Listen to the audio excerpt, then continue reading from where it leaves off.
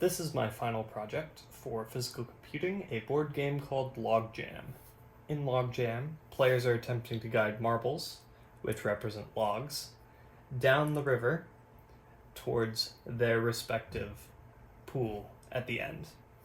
There are good logs that are green, and there are termite-infested logs worth negative points that are red. To start the game, load marbles into the top of the sawmill, and then press the start button. Marbles will randomly dispense every around 5 to 10 seconds. During the game, players must keep their hand on the table at all times unless it is their turn. When it is their turn, they may move 2 spaces split across any of the pieces.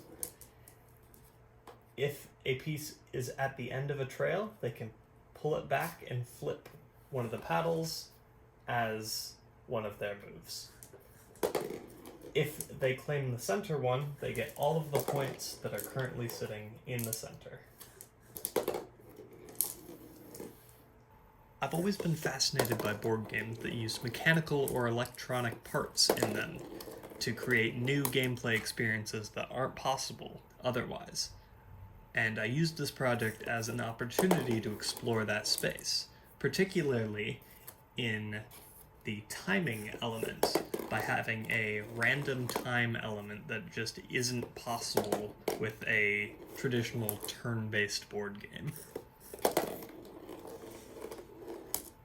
The board is constructed of painted cardboard, and inside there is speaker wire that is connecting the LEDs and the button to the main board that is hidden inside of the sawmill.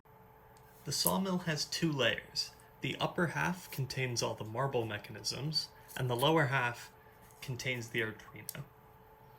Marbles get placed in a ramp up at the top, and they are funneled down into the marble mechanism at the bottom.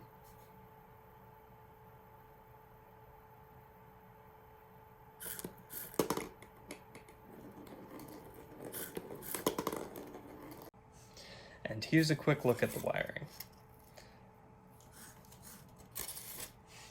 Here we can see the Arduino. Here's a bunch of resistors that then run to the wires that go to the LEDs. The buzzer is right there in the corner. And then this line over here goes to the servo that is in the upper half of the sawmill.